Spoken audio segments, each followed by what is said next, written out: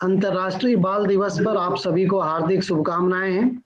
इस उपलक्ष्य में आज हमने एक सप्ताह का लगातार कार्यक्रम भी प्लान किया है, जो ऑनलाइन ऑफलाइन मोड में हम कर रहे हैं। जेल एक ऐसा शब्द है जिसको सुनने के साथ ही हर व्यक्ति डर जाता है। जेल में क्या होगा, कैसे होगा, क्या प्रोटोकॉल होते हैं, कैसे होते हैं, या यूं कहें कि जब भी किसी के स्वतंत्रता के अधिकारों को निलंबित किया जाता है या स्वतंत्रता के अधिकारों का हनन किया जाता है तो उसको जेल में डाल दिया जाता है। पर जेल के भी अपने कुछ प्रोटोकॉल होते हैं। जेल में रहने वाले लोग भी मनुष्य होते हैं, उनके भी अपने कुछ अधिकार होते हैं, और ये एक जेलर के द्वारा या एक संस्था के द्वारा सारी चीजें इंश्योर की जाती हैं कि उनके भी अधिकारों का अतिक्रमण ना हो। जब कोई महिला कैदी जेल में जाती है तो उसके साथ जो छोटे बच्चे होते हैं, 6 वर्ष से कम आयु के बच्चे, उनको भी उनके साथ रहने की परमिशन होती है, इजाजत दी जाती है। और उन बच्चों के लिए भी कुछ सुविधाएं जेल के अंदर होती हैं। वो क्या सुविधाएं होती हैं, वो क्या प्रोटोकॉल होते हैं, उनके क्या हेल्थ मेजर होते हैं, और उनके क्या इश्यूज एंड चैलेंजेस होते हैं, इन सारी बातों पर आज विस्तार से बातचीत करने के लिए हमारे साथ जुड़े हुए हैं आदरणीय संजय चौधरी सर। आप 1984 बैच के आईपीएस ऑफिसर हैं, farmer director general of police and DG prison MP रहे हैं। एक बहुत लंबी चौड़ी लिस्ट है सर की। सर ने कई जगह पे एज ए डीआईजी सीआईडी काम किया है, आईजी बालाघाट आप रह चुके हैं, home secretary MP state government Bhopal रह चुके हैं। Presidents police medal for gallantry 1977 में आपको मिला है, प्रेसिडेंट्स मेडल फॉर मेट्रिकुलस सर्विसेज 2002 में मिला है।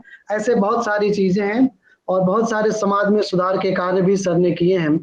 तो मैं आदरणीय संजय सर से आग्रह करूंगा कि आज का जो हमारा विषय है, जेल मैनुअल या जेल प्रोटोकॉल या जेल में कैदियों के अधिकार सुरक्षा, इस पर अपनी बात विस्तार से रखें। Over to you sir. धन्यवाद चौबे साहब।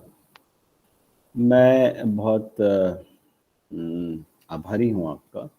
शुरुआत ही मैं यहीं से कर रहा हूँ कि बहुत प्रबुद्ध और बहुत ही माननीय श्रोतागणों से मैं मुखातिब हो रहा हूँ, और लगभग 37 साल की मेरी सेवा रही, और पुलिस विभाग के मैंने कईयों महकमों में काम किया, और मुझे ये सौभाग्य मिला कि मैंने जो क्रिमिनल जस्टिस सिस्टम के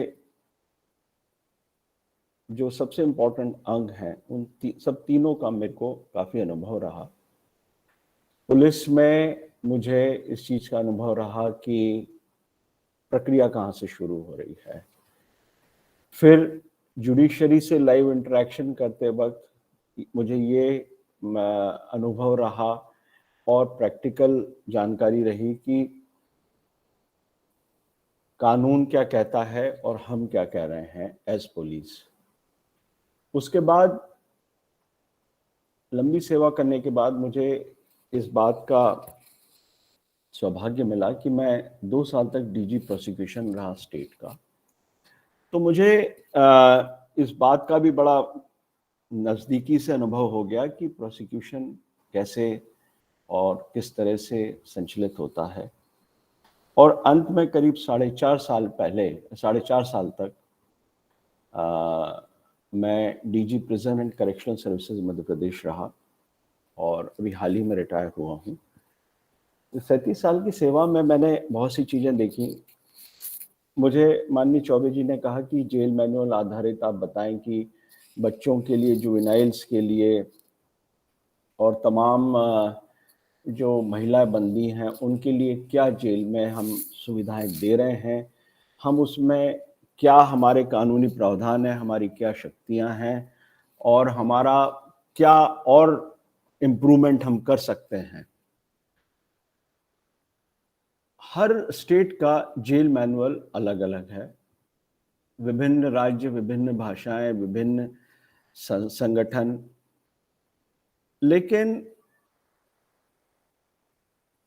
आज़ादी के बाद पिछले कईयों सालों में जो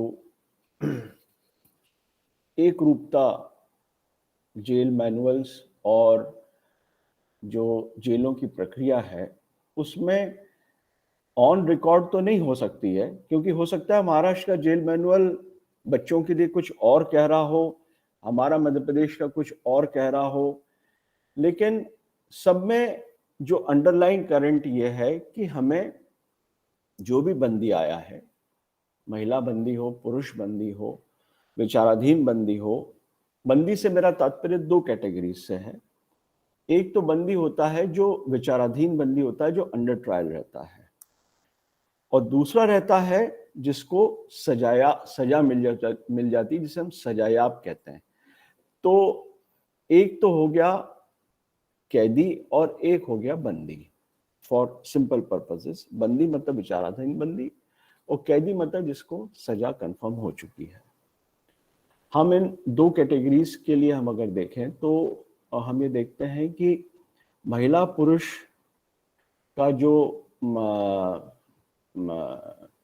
मतलब समाज आज जैसा भी है, पहले भी वैसा ही था कि दंड प्रक्रिया चलती रहती है और दंड का विधान चलता रहता है। महिला पुरुष जो भी उस प्रक्रिया से गुजरते हैं वो उसमें उस चीज को भुगतते हैं, जिसे मैं भुगतना ही कहूंगा, क्योंकि उनके किए का पश्चाताप उन्हें रहता है, उनकी घटित आपराधिक गतिविधि का उनको उसमें। हेलो, क्या लिंक चला गया है क्या? नहीं नहीं सर, आ रही आवाज आ रही है। अच्छा जी। तो जो सबसे बड़ी बात जो पिछले सालों में हुई है, 2016 में गवर्नमेंट ऑफ इंडिया ने, मिनिस्ट्री ऑफ होम अफेयर्स ने एक आदर्श जेल मैनुअल प्रतिपादित किया और वो सभी राज्यों को भेजा गया है 2016 के बाद से ही, और बड़ी उसमें प्रक्रिया हुई और करीब आप ये समझिए कि जेल मैनुअल को अगर हम आधार स्तंभ माने जो है, तो मैं समझता हूं कि उसको एक सारे जेल मैनुअल्स के, सारे स्टेट कंट्री के परिस्थितियां, आकार, भाषाएं, धर्म और बजटरी पोजीशन, वहां के स्टाफ की ट्रेनिंग, सब चीजों को एक कॉमन इसमें पिरोना एक बहुत मुश्किल काम रहता है। तो 2016 में जो जेल मैनुअल आया ये गाइडलाइन थी, लेकिन हम इसको आधार स्तंभ माने।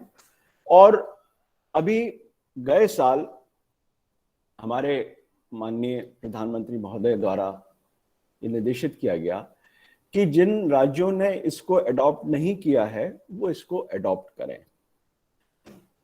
तो सभी राज्यों में उसकी प्रक्रिया मैं समझ रहा हूं चालू हो गई होगी, और मध्य प्रदेश ने भी अपने प्रस्ताव केंद्र शासन को भेज दिए हैं। और बहुत ज्यादा फर्क नहीं है, 19-20 का कहीं का रहता है सिस्टम, कहीं बंदियों पर ज्यादा प्रहरी रहते हैं, कहीं कम रहते हैं, तो इस तरह का रहता है।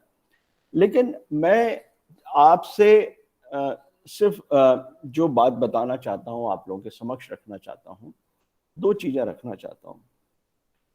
देखिए कि कानून अपना काम करता है, उसके तहत जो प्रक्रिया बनी हुई है वो जेल मैनुअल में बनी है, और बच्चों से संबंधित अगर हम उस विषय पर आए तो बच्चों के लिए बिल्कुल प्रावधान लगभग सभी जगह एक जैसे हैं, चाहे आसाम हो, चाहे पंजाब हो, चाहे केरल हो।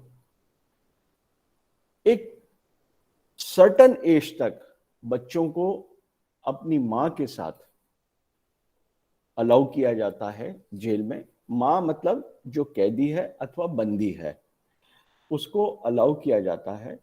और फिर उस एक एज के बाद थोड़ा सा लैटिट्यूड दे दिया जाता है, थोड़ी सी जेल प्रशासन को ये आजादी मिल जाती है कि इट कैन बी इंक्रीज्ड। तो मैं मध्य प्रदेश के संदर्भ में आपको बताना चाहता हूं कि हमारे यहाँ ये प्रावधान है कि वो जो बालक बालिका रहता है उन्हें 5 साल के लिए महिला बंदी या कैदी के साथ रखा जाता है, मतलब जब वो सजा काट रही हैं या उनका अंडर ट्रायल चल रहा है। और उसके बाद 1 साल की जो पावर है वो जेल अधीक्षक को दी रहती है कि 1 साल तक बढ़ा दें, लेकिन नॉर्मली उसको 6 साल कर दिया जाता है। तो ये तो एक उसका अंडरलाइंग कोर प्रिंसिपल है कि बच्चे को हम अलाउ करते हैं। दूसरा, कईयों महिला कैदी और बंदी इस स्थिति में आती हैं कि वो दे आर ऑन फैमिली वे, तो उसकी भी सारी व्यवस्था, उनका ट्रीटमेंट, उनका जो प्री नेटल पोस्ट नेटल व्यवस्था है, वो भी जेल प्रशासन शासन की तरफ से करता है। और कईयों बच्चे जेल में ही मतलब जन्म लेते हैं और उनको मोस्टली माताएं कान्हा के नाम से पुकारती हैं, क्योंकि कान्हा भी जेल में ही आए थे। तो मैं बहुत प्रैक्टिकल आपसे इसलिए बात करना चाहता हूं कि आप लोग बहुत समाज से जुड़े हुए लोग हैं, आप लोगों ने तमाम जेलें देखी होंगी, कईयों ने नहीं देखी होंगी, और मैंने भी कईयों राज्यों की और अपने प्रदेश की तो सभी जेलें देखी हैं, छोटी बड़ी। मेरा जो प्रैक्टिकल एक्सपीरियंस रहा है, अनुभव रहा है, वो ये रहा है कि देखिए, एक सबसे बड़ी बात हम अगर देखें तो सबसे पहली फीलिंग क्या आती है हमें जेल में आदमी जाने से? क्या भयभीत होता है कि वो शारीरिक रूप से असुरक्षित हो जाएगा। वहां पे एक भ्रांति है, और शायद बरसों से चल रही है कि साहब वहां बहुत पिटाई होती है। तो अब ये कहां तक सच है, कहां तक सही है, लेकिन ये एक भ्रांति है। जैसे आमतौर पे पुलिस के लिए भ्रांति है कि बचपन से ही हमको, मुझे भी मेरी माँ कहती थी, वो पकड़ के ले जाएगा पुलिस वाला, जल्दी से दूध P low, something like that. तो एक एक थोड़ा सा भय रहता है, वो शायद समाज के लिए भी थोड़ा सा एक डेटरेंस का काम करता है, बट ऐसा नहीं होता है। मैं कईयों चिंतित परिजनों को भी बताता आया हूं कि नहीं भाई, ऐसा नहीं होता है, और एक बैरक में तमाम लोग रहते हैं तो ऐसा संभव नहीं है। हाँ, कईयों डेविएशंस होते हैं, मैं मानता हूं, लेकिन उसमें एक हम अपनी प्रक्रिया भी अपनाते हैं, बहुत सख्ती से उसको कर्व करते हैं। तो महिला बंदियों के संदर्भ में अगर हम बात करें तो महिलाओं का अगर आप ऐसे समझें कि एक जेल के अंदर एक छोटी सुरक्षित जेल रहती है, एक बिल्कुल अलग परिसर रहता है। परिसर मतलब आप ये समझ लीजिए कि जैसे मैं उदाहरण के लिए किसी सेंट्रल जेल का बताऊं आपको, जिसमें ज्यादा सुविधाएं, ज्यादा स्थान और ज्यादा रिसोर्सेज रहते हैं।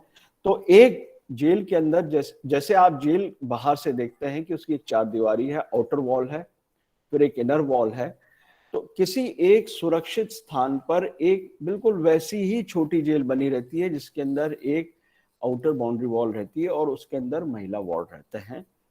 और महिला वार्ड्स में महिला बंदी रहती हैं, उनको देखने के लिए महिला वार्डन रहती है। मतलब एक तो रहता है जो कारागार को देखने वाली महिला पुलिस रहती है, जिसे मैं कह सकता हूं महिला प्रहरी हैं, तो वार्डर्स रहती हैं, और इसके अलावा भी सिविलियन वार्डन रहती हैं।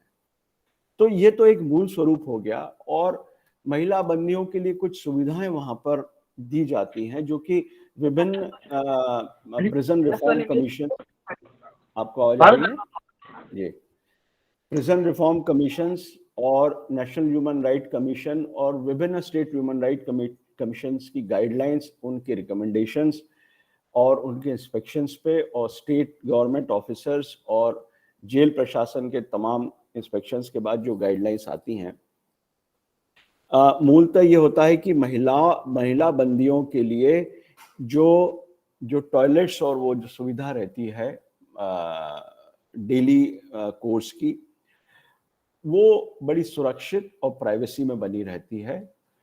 उदाहरण के लिए जैसे मैं आपको बताऊं कि पुरुष बंदियों की बैरक रहती है, उसमें कई बार जो पुरानी डिजाइन की जेलें हैं उसमें उनके टॉयलेट्स और उनके नहाने का ऐसे ही साइड में दूर बना रहता है, वहां टॉयलेट्स बने रहते हैं पक्के, और एक बहुत बड़ी सी एक पानी की हौदी रहती है, वहीं वो नहाते हैं, अपने कपड़े धोते हैं, because of security reasons whatever. लेकिन महिला बंदियों के इसमें ऐसा नहीं होता, उनके प्रॉपर नहाने के कक्ष अलग हैं और उनके शौच शौचालय अलग बने रहते हैं। इसके अलावा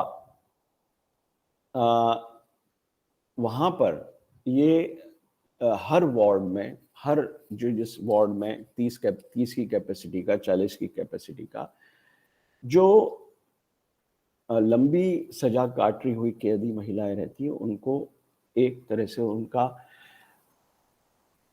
औपचारिक उनका या अनौपचारिक उनका प्रभारी बना दिया जाता है, क्योंकि पूरे टाइम वहाँ पे महिला प्रहरी उपस्थित नहीं रह पाती, लेकिन महिला प्रहरी तकरीबन हर वार्ड पर एक उपस्थित रहती है। और जेलों में जो ड्यूटी की व्यवस्था रहती है वो थोड़ी अलग टाइप की रहती है। वो 3-3 घंटे की ड्यूटियां करता है स्टाफ, और रोटेशन से करता है, तो ना उनमें थकान होती है और उनका ना स्पैन ऑफ अटेंशन कम होता है। तो ये तो एक संरचना हो गई, उनकी सुरक्षा की व्यवस्था हो गई।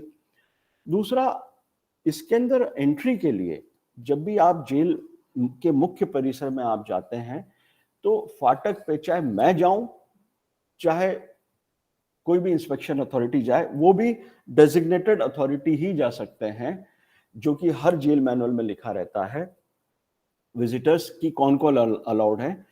और वहां पर एक रजिस्टर रखा रहता है जिसके अंदर एंट्री होती है, स्वयं जाने वाला एंट्री करता है और दस्तखत करता है और टाइम डालता है आने और जाने का बाहर। ऐसे ही सिमिलर व्यवस्था जो महिलाओं का जो छोटी जेल अंदर रहती है उसमें भी रहती है। उसमें भी आपको पृथक से डालना पड़ता है कि आप कहां जा रहे हैं, और उसमें यह लिखना पड़ता है, पुरुष चाहे महिला अधिकारी हो, कि वो किस पर्पस के लिए जा रहे हैं। अगर डॉक्टर जा रहे हैं या मिडवाइफ जा रही है तो वो क्यों जा रही है। तो इस तरह की सारी व्यवस्था रहती है। जेलों में आमतौर पे झूला घर रहता है, और जो छोटे बच्चे रहते हैं उनको झूला घर में डालने की व्यवस्था रहती है। और मैंने कई बार अपने इंस्पेक्शंस में देखा है कि जो बिल्कुल नवजात शिशु रहते हैं, तो बहुत ही अबोध रहते हैं, तो जो बाकी की शेष महिला बंदी रहती हैं वो भी बिल्कुल उसको स्नेह से पालती हैं, अपने साथ रखती हैं। जेल के अंदर हॉस्पिटल की व्यवस्था होती है। अगर हॉस्पिटल नहीं है तो विजिटिंग डॉक्टर्स रहते हैं, विजिटिंग गायनेकोलॉजिस्ट रहते हैं। लेकिन मध्य प्रदेश में जो व्यवस्था है वो ये है कि महिला बंदियों की जो उनकी अगर डिलीवरी होनी है तो at the time of delivery they are shifted to the district hospital, क्योंकि जेल में सिर्फ प्राथमिक उपचार होता है, बाकी जो स्पेशलाइज्ड या जो नॉर्मल चीजें रहती हैं वो they are done at the district hospital, सरकारी तौर पे या सब डिवीजन में। तो ये तो व्यवस्था हो गई कि या तो बच्चा वहां जन्म ले रहा है या बच्चा माँ के साथ वहां पर आ गया। अब जब ये बच्चे वहां रहते हैं तो उनके कपड़े, उनको जो दवाइयां हैं, उनको सारा मतलब वो भी एक तरह से मैं ये कहूँ आपको कि थोड़ा अमानवी होगा ये कहना कि वो भी बेचारे वही सजा भुगतते हैं जो उनकी माँ भुगत रही है। लेकिन माँ को बच्चों से अलग नहीं कर सकते, ना ही बच्चों को माँ से। तो वो बच्चे वहीं रहते हैं और एक प्री नर्सरी का एजुकेशन उनको व्यवस्था करते हैं, और शासन की तरफ से और शिक्षा विभाग की तौर से तमाम जगह जहाँ जहाँ संभव रहता है वहाँ पर एक छोटा जिसे कहते हैं प्री स्कूल रहता है उसी जेल परिसर में जहाँ वो बच्चे जाते हैं। और मैंने ये आमतौर पे देखा है कि छोटे बच्चे रहते हैं, बच्चे बच्चियां रहते हैं, आपस में मिलजुल के रहते हैं, और ये एक परिपाटी रही है कि जो मतलब मेरा मन इस बात के लिए होता था, क्योंकि मेरे भी पोते पोतियां हैं, छोटे बच्चे हैं और मुझे बड़ा लगाव है। तो मैं जब भी किसी जेल में जाता था तो मैं पहले मालूम कर लेता था कि यहाँ पे कितने छोटे बच्चे हैं, तो उनके लिए मैं उनके हिसाब से, क्योंकि वहाँ जेल में कोई टॉफी तो मिलती नहीं है उनको, या उनको कोई लॉलीपॉप मिलती नहीं, या बिस्किट नहीं मिलते हैं, या खिलौना नहीं मिलता है, तो मैं छोटे छोटे गिफ्ट हैम्पर उनके लिए ले जाता था, और बड़ा उनके मतलब मन द्रवित हो जाता है। वो बेचारे बच्चे इतना खुश हो जाते हैं वो लेके। या हम लोगों ने ऐसी व्यवस्था करके रखी थी कि जैसे कोई एमएलए आ रहे हैं तो हमारे अधिकारी उनको दे देते थे, या कोई विजिटिंग जज हैं या कोई विजिटर हैं जो शायद लाना भूल जाए, तो हमारे अधिकारी उनको एक गिफ्ट दे देते हैं कि भैया आप टॉफी अपनी तरफ से दे देना, तो बच्चे खुश हो जाएंगे। तो बच्चों के लिए पर्याप्त व्यवस्था रहती है। उसमें जो मैं अगला जो बिंदु थोड़ा सा सुझाव का, ये मेरे विचार हैं, मैं there is nothing official in this.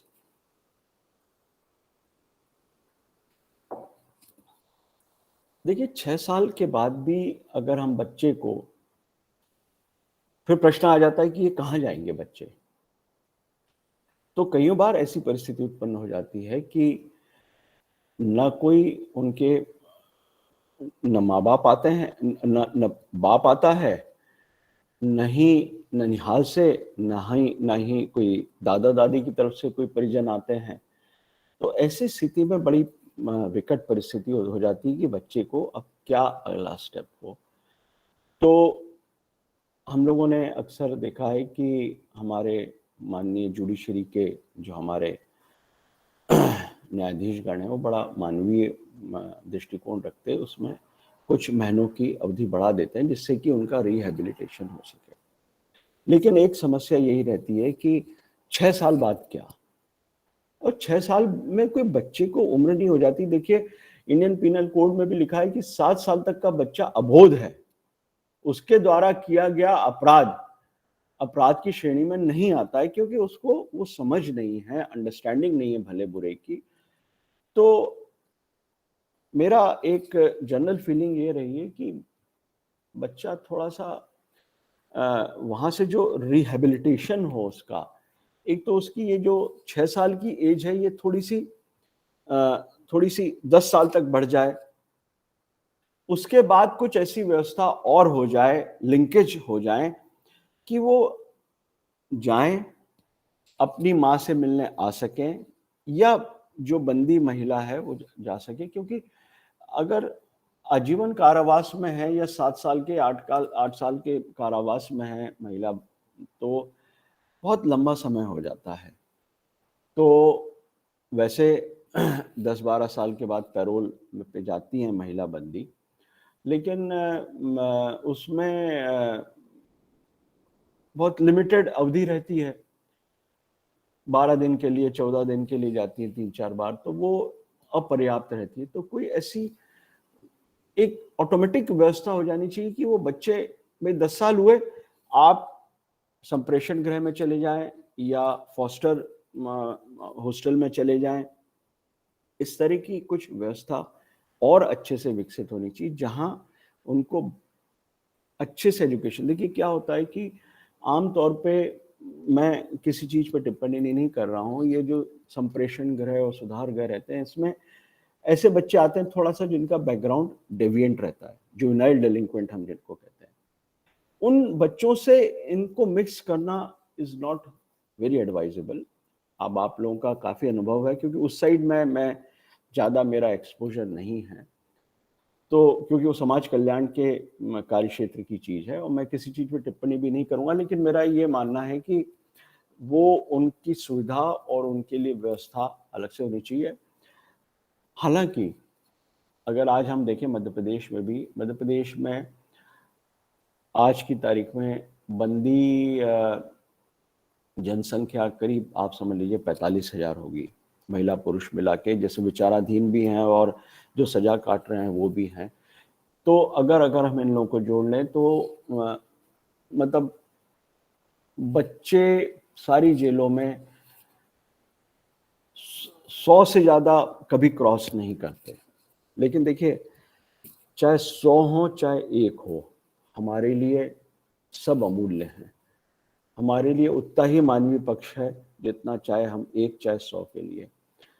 तो वो एक ऐसी कोमल चीज है जिसको हमको शील्ड करना है, हमको उसको ग्रो करने देना है। तो जो रिफॉर्म सर्विसेज हैं उसमें हमको ये इनकॉर्पोरेट करना चाहिए, और अगर जेल एडमिनिस्ट्रेशन के पास ही कुछ एडिशनल सुविधा हो जाए, हालांकि मैं आपको बता दूं कि जेलों के इंफ्रास्ट्रक्चर और सुविधाओं में बिल्कुल इजाफा नहीं हुआ है। जेलें लगभग 100 साल पुरानी बिल्डिंगें, 80 साल पुरानी बिल्डिंगें हैं और ओवर क्राउडेड हैं। मध्य प्रदेश में ही 140% ओवर क्राउडेड पॉपुलेशन है। तो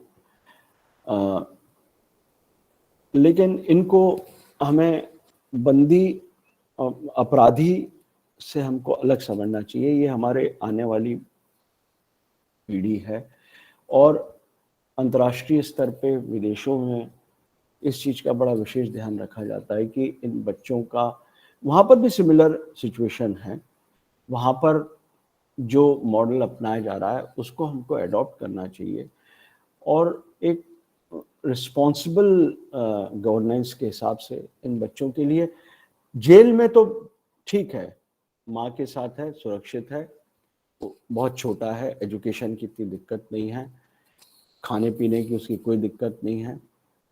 लेकिन जब बाहर जाएगा तो उसकी सारी समस्या उसके सामने खड़ी हो जाती है। वो जहाँ भी जाएगा उसके ऊपर वही टैग लगता है जो उसके माँ बाप पे टैग लगता है। ये मैं मैटर ऑफ फैक्ट बात बता रहा हूँ आपको, जिससे आप भी वाकिफ होंगे, और आप लोग इतनी बड़ी संस्था से जुड़े हुए हैं, तो मैं समझता हूँ कि इसमें कहीं लाग लपेट की बात नहीं है, और ये किसी संस्था पे भी टिप्पणी नहीं है, लेकिन ये मेरा ऐसा मानना है कि इनके वेलफेयर के लिए हमको करना चाहिए, क्योंकि they should be segregated from criminal and non criminal category, and they should be given proper protection and education.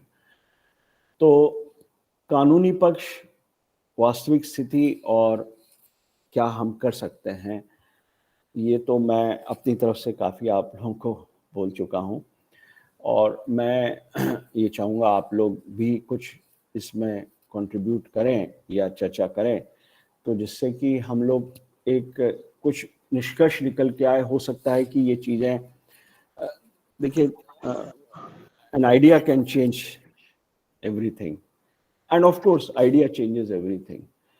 तो वो हमको आउट ऑफ बॉक्स सोच के, इनोवेटिव हो के अगर हम कुछ करें तो मेरे ख्याल से कुछ भलाई होगी। माननीय चौबे जी। जी सर, बहुत धन्यवाद सर, आपने स्पष्टता के साथ अपनी बात रखी, सारी चीजें। कुछ प्रश्न आए हैं, पर उसके बाद अभी हम प्रश्न उत्तर लें तो हम चाहें तो चर्चा को ओपन भी कर सकते हैं। आज अपनी बात हम रख सकते हैं। आदरणीय खुरानिया साहब ने 2 प्रश्न किए हैं। मैं खुरानिया साहब आपसे ही आग्रह करूंगा कि आप अपनी बात रखें, जिससे उस पर हम चर्चा कर सकें। सर, खुरानिया साहब हमारे काफी सीनियर एडवोकेट हैं, और हमारी जो सीसीएफ की कोर कमेटी है उसके मेंबर हैं, हरियाणा से हैं। अच्छा, खुरानिया साहब। जी सर नमस्कार। जी खुरानिया साहब। सर, मैं पिछले 22 साल से 1999 से जेल विजिट कर रहा हूँ डिस्ट्रिक्ट का, as paralegal volunteer, as panel advocate of district legal services, and now as member of juvenile justice board. जी कंटिन्यूसली लास्ट 22 ईयर से। जी।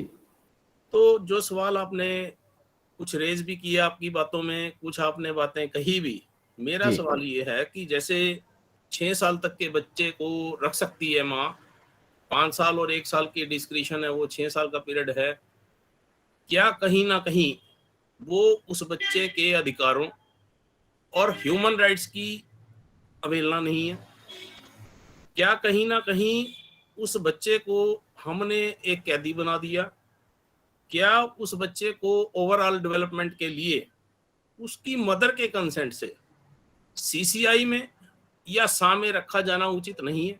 ये मेरा सवाल है।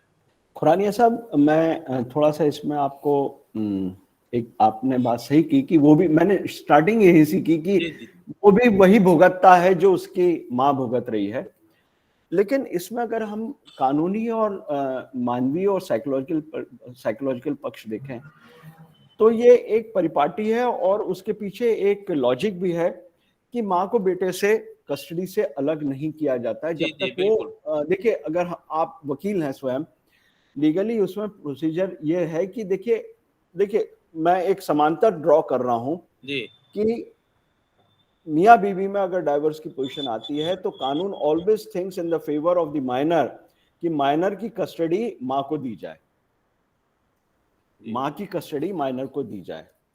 तो इसमें उसका मानवीय पक्ष है, उसका इस एंगल से उसको हम देखें तो उसके अधिकारों का हनन नहीं है, लेकिन इनडायरेक्टली वो वही भुगत रहा है जो उसकी माँ भुगत रही है, मतलब वो भी कैद काट रहा है।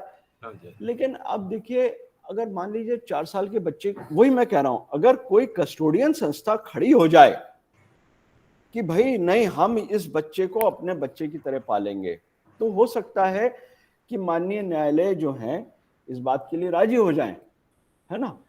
और कई बार ऐसी परिस्थिति आती है, खुरानिया साहब आप तो बड़े अनुभवी हैं, अनसाउंड माइंड की मदर रहती है और साइकोलॉजिकली उसको प्रॉब्लम रहती है, बिकॉज अनस्टेबिलिटी रहती है, ट्रॉमा में रहती है after the crime and all the punishment. तो कई बार ये परिस्थिति हो जाती है कि वो बच्चे को नहीं देख पाती है। जी, that is also a question कि क्या किया जाए, है ना। तो हमें चाहिए रिसोर्सेज। देखिए रानिया साहब, आप इस बात से देखिए, आप फॉर्चुनेटली देखिए आप जिस स्टेट से हैं वो बड़ी उसमें बड़े प्रॉस्पेरिटी है। नहीं, रिसोर्सेज हैं, यस सर। रिसोर्सेज हैं। वो I am not talking about resources in the prison department, या क्योंकि बड़ी बड़ी जेलें हैं आपके यहाँ, और मैंने वहाँ की एक जेल को काफी विजिट भी किया है। आपके यहाँ तो पीपीपी मॉडल पे डेवलप हुई है जेल, है ना। तो एनी हाउ वो एक तो अगर आपके यहाँ ही शुरुआत हो जाए कि नहीं भाई इसको इस तरह से करना है, तो हो सकता है कि धीरे धीरे, जो मैंने आपको कहा ना, the mother source is the model jail manual जो केंद्र शासन ने 2000 में प्रतिपादित किया है। अगर उसमें ये सब चीजें आ जाएं कि नहीं, अब इन बच्चों के लिए हम एक बहुत अच्छा फॉस्टर होम बनाते हैं जहां माँ को लगे कि हमें बच्चों, अब वार्डन अब 6 साल या 7 साल के बच्चों को पब्लिक स्कूल में डाल देते हैं पालक, क्यों? क्योंकि वो देखते हैं कि वहां बड़ी सुविधा है, बड़ा एजुकेशन उसको अच्छा मिल रहा है, उसको एक्सपोजर मिल रहा है, तो क्यों ना ऐसा हो जाए, बहुत अच्छे लेवल के हम उसको एजुकेशन और बोर्डिंग दें तो वहां रहे। देखिए उसका एक, मैं खुरानिया साहब, I will just take 1 minute. Right to education है ना। राइट टू एजुकेशन में पिछड़े और समाज के गरीब तबके के बच्चों को अच्छे महंगे स्कूलों में, प्राइवेट स्कूलों में उनके लिए सीटें रिजर्व है, उसकी बड़ी अब डेवलप उसकी चयन प्रक्रिया है। तो ऐसे जो पब्लिक स्कूल हैं, संस्थाएं हैं, उसमें कुछ बच्चे बोर्डिंग में ये भी रह जाएं, क्या दिक्कत है? व्हाट इज द हार्म, है ना।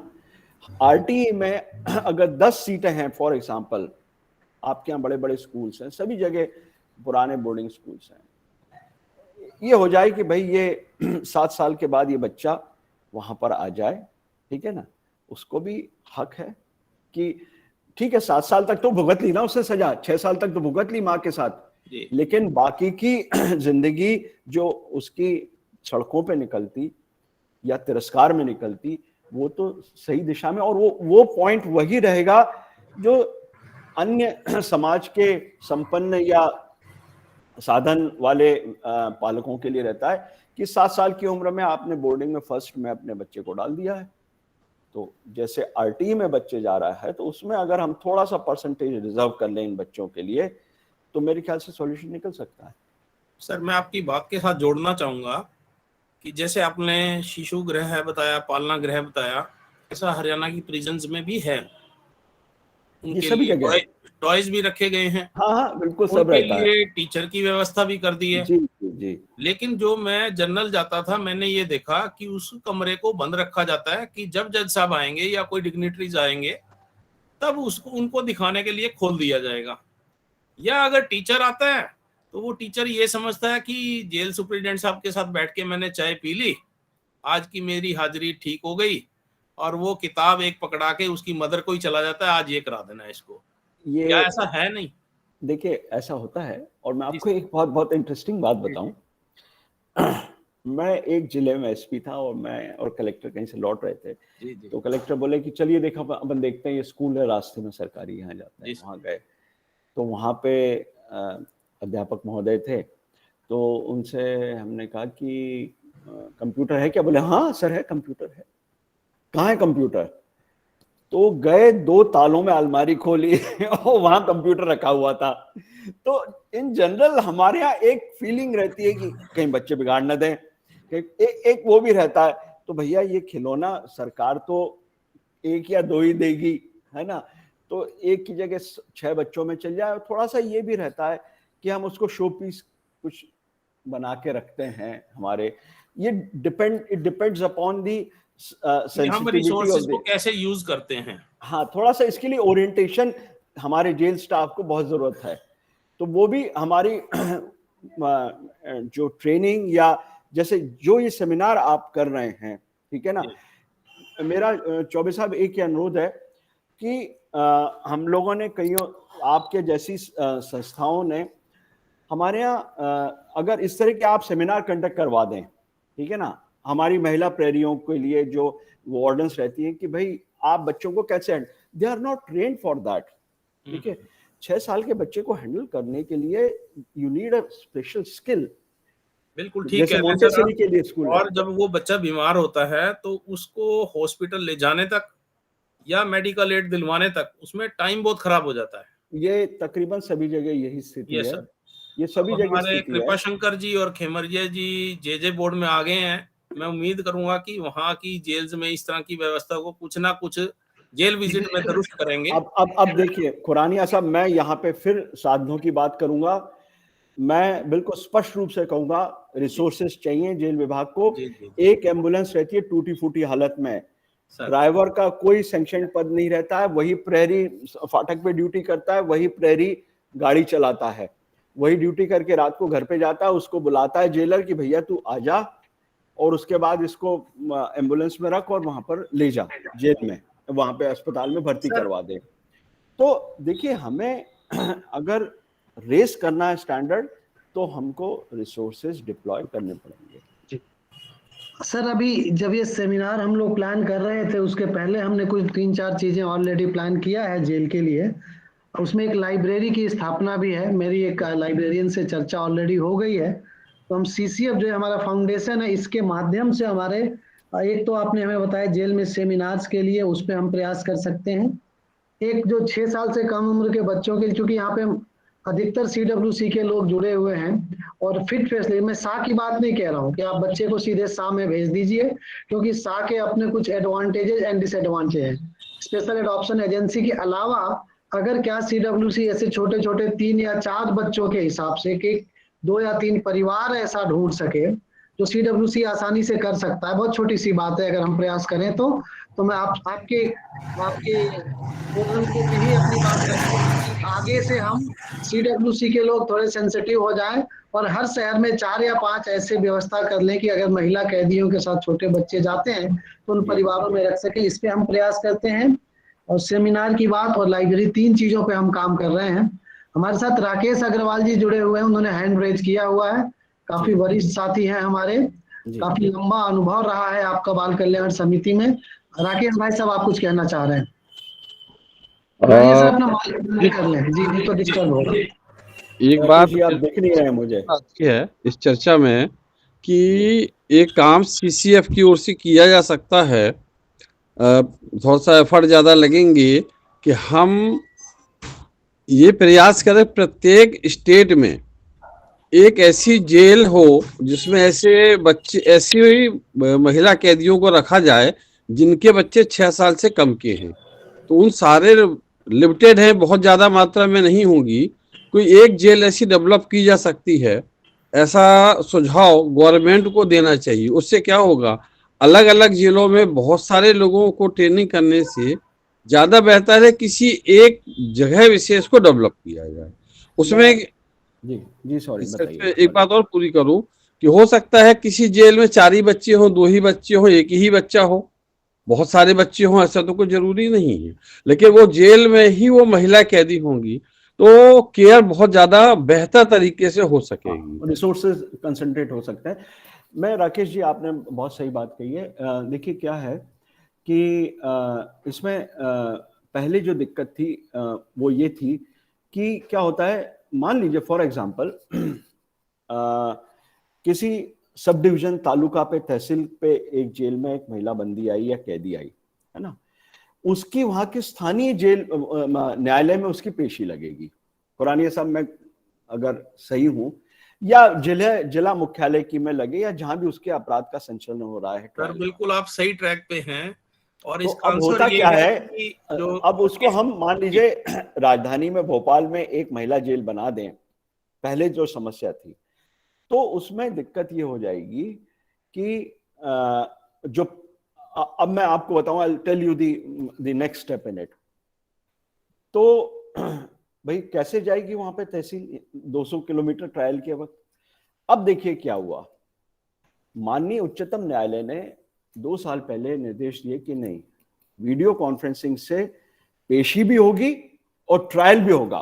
खुरानिया साहब और माननीय जितने भी अधिवक्ता गण और हमारे जानकार लोग हैं, अब पेशी और ट्रायल वीडियो कॉन्फ्रेंसिंग से होती है, जैसे आप और हम कर रहे हैं वैसे वीडियो कॉन्फ्रेंसिंग से होती है। बिल्कुल ठीक है सर। तो उससे क्या हो गया कि चाहे 500 किलोमीटर दूर न्यायालय हो, उसकी पेशी हो जाती है।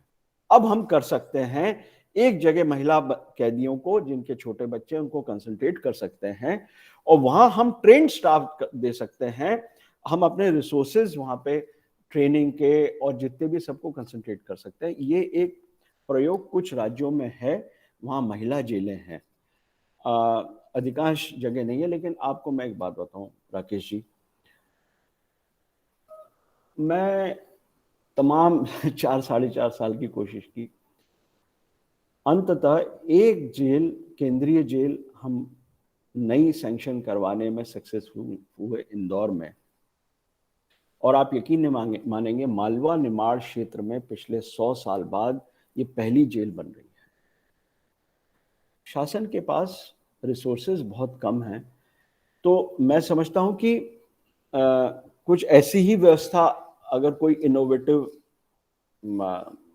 अब चूंकि टेक्नोलॉजी आ गई है, क्योंकि ये एक 1.5 साल लगा ये वीडियो कॉन्फ्रेंसिंग इंप्लीमेंट करने में, और कोरोना के वक्त ये बहुत कारगर सिद्ध हुई, क्योंकि बंदियों की और न्यायालय की जो पेशियां और वो थी, वो वीडियो कॉन्फ्रेंसिंग पे होती रही, तो न्यायालयीन प्रक्रिया कहीं रुकी नहीं। तो अब इसी टेक्नोलॉजी का हम बेनिफिट उठाते हुए वी कैन कंसंट्रेट दी महिला बंदी जिनके छोटे बच्चे हैं एक जगह, जहां पे आप आराम से सीसीएफ के ट्रेनिंग भी हो जाएगी, रिसोर्सेज भी हो जाएंगे, डोनेशन भी आ जाएगा, खिलौने भी आ जाएंगे, दवाइयां भी आ जाएंगी। डेडिकेटेड एक एंगल रहेगा सुरक्षा और सेवा का। जी सर, इसी में एक मेरा प्रश्न है, आपकी बातचीत से ही समझ आया कि अ, आपका एक प्रोटोकॉल होगा जिसमें भोजन के एक निश्चित समय होता होगा, कि निश्चित समय पे और निश्चित मात्रा भी मेरे ख्याल से होती होगी।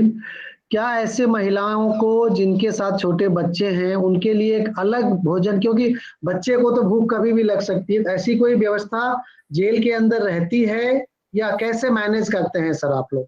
देखिए, मैं आपको एक बात बताऊं वकील साहब कि तकरीबन जेलों में एक भोजन ही एक ऐसी व्यवस्था है जो बहुत ही बढ़िया चलती है। आपको मैंने कईयों होटल मैनेजमेंट और कईयों 5 स्टार होटल के F&B मैनेजर्स से मैं ऐसी मजाक में कहता था कि मैं भी हॉस्पिटलिटी मैनेजर हूं। वो कहते थे कैसे?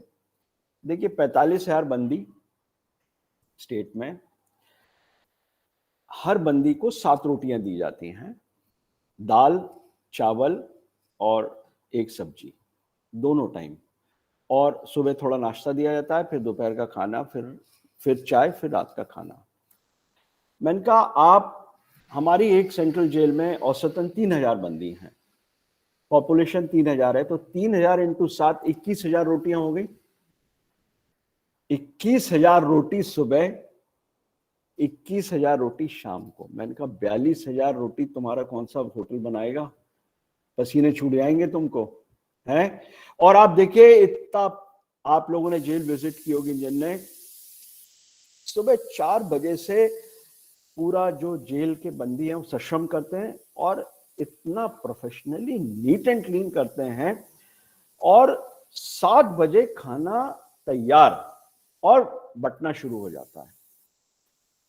बच्चों के लिए दिक्कत जाती है, और जो लैक्टेटिंग मदर्स रहती हैं या जो एनीमिक रहती हैं उनके लिए डॉक्टर स्पेशल डाइट देते हैं, तो उनको दाल दलिया, देखिए मध्य प्रदेश की जेलों में अंडा वगैरह नहीं दिया जाता है, लेकिन उनको स्पेशल सप्लीमेंट दिया जाता है।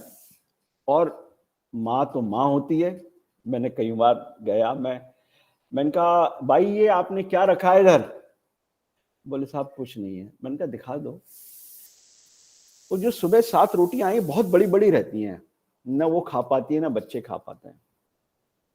2-1 रोटियां वो संभाल के रख लेती हैं, बीच में बच्चे को भूख लगे तो उसमें से दे देती हैं। तो बड़ा भाव विह्वल करने वाली घटना थी, लेकिन ये घटित होता है। और मैं थोड़ा सा आपको इस चीज में हाईलाइट भी करूं, सभी हमारे श्रोतागणों को, दर्शकों को। देखिए, एक बात जो मैंने देखी कि जिस तबके से मोस्टली जो अपराधी आ रहे हैं, अशिक्षित, कम शिक्षित, कम इनकम ग्रुप वाले, उनके लिए तो 2 टाइम की रोटी और खाना और ये मिल जाए, स्वच्छ पीने का पानी, यही एक बहुत बड़ी सुविधा हो जाती है। हालांकि कोई हम मेहरबानी नहीं कर रहे हैं, उनका अधिकार है ये, लेकिन एक सुविधा उनको हो जाती है कि भाई रोटी तो मिल रही है अपने को। तो हो सकता है कि वही माँ अगर जेल के बाहर रहती तो हो सकता है नहीं अफोर्ड कर पाती, या मेहनत मजदूरी कर रही होती है और बच्चा जो है झाड़ पे झूल रहा होता। तो मतलब things are not worse, things are better than external environment. Things are not worse, things are different. Different. जी जी जी। खुरानिया सर ने फिर हैंड रेज किया है, उसके पहले एक प्रश्न ले लूं मैं। प्रश्न आया है, अब मैंने व्हाट्सएप नंबर डाला है, आप उस पर प्रश्न डाल सकते हैं। ऐसे बालक जिनकी माँ नहीं और पिता जेल में है, इस संबंध में क्या प्रावधान है? तो इस संबंध में प्रावधान सर आप इस बारे में चर्चा करें या सीडब्ल्यूसी के मेंबर्स भी जवाब दे सकते हैं? नहीं, सीडब्ल्यूसी के दीजिए, क्योंकि ये मेरे जी। तो ऐसे प्रावधान तो ये है कि वो जज साहब जो सजा देते हैं वो खुद ही सीडब्ल्यूसी को एक लेटर भेज देते हैं कि इस बच्चे के बारे में आप देख रेख करिए, या वहीं से उस बच्चे को सीडब्ल्यूसी में भेज दिया जाता है और सीडब्ल्यूसी अपने अधिकारों के अनुसार उसको किसी संस्था में रख देती है। जी बिल्कुल। सर खुरानिया साहब ने क्वेश्चन किया, अब काफी सारे क्वेश्चन एक साथ आने वाले हैं। खुरानिया साहब अपनी बात रखें। मनीष जी, उसके बाद मात्र छाया इंदौर लूंगा मैं। मेरा एक साधारण सा प्रश्न है कि क्या राज्य के महिला एवं बाल विकास विभाग ने कोई विशेष इनिशिएटिव इन दिक्कतों को लेकर जेल के साथ किया है या नहीं? मेरे तो निगाह में नहीं रहा, लेकिन मैं आपको अनुरोध करूंगा, please don't take it as a aspersion और कमेंट ऑन एनी ऑर्गेनाइजेशन, क्योंकि उनकी भी लिमिटेशन है, हमारी भी लिमिटेशन है। जैसे चौबे जी ने इंगित किया कि न्यायालय का प्रोगेटिव है, बिना न्यायालय के आदेश के वो बच्चा नहीं आता है हमारे यहाँ, या सीडब्ल्यूसी को रेफर नहीं होता है। तो जैसा रेफरल रहता है, और चूंकि उनका कार्यक्षेत्र अलग है, हमारा कार्यक्षेत्र अलग है, तो इसलिए कोऑर्डिनेशन। लेकिन ये जो इसके अलावा जो झूला घर चल रहे हैं, जो स्कूल चल रहे हैं, समाज सेविकाएं, वो हमें सोशल वेलफेयर डिपार्टमेंट से आते हैं एक्टिवली। मेरा इस बारे में माननीय चौबे जी से अनुरोध रहेगा कि आपके अपने कम से कम राज्य में इस विभाग को इसमें सेंसिटाइज करें, क्योंकि वो अपनी जिम्मेवारी से भाग नहीं सकते हैं। जी बिल्कुल, ये बात हमारे माननीय श्री संजय चौधरी जी ने ठीक बताई कि इसमें न्यायालय की दिशा निर्देश के हिसाब से कार्य किया जाता है, लेकिन महिला एवं बाल विकास विभाग न्यायालय में दरखास्त देकर और उच्च स्तर की जो बैठकें होती हैं उसके द्वारा इनके विकास में इनकी दिक्कतों को देखकर अपनी सहायता और सुनिश्चित कर सकता है कि उनके बारे में और अच्छा क्या किया जा सकता है। जी बिल्कुल बिल्कुल सर, हम इस बारे में प्रयास करेंगे।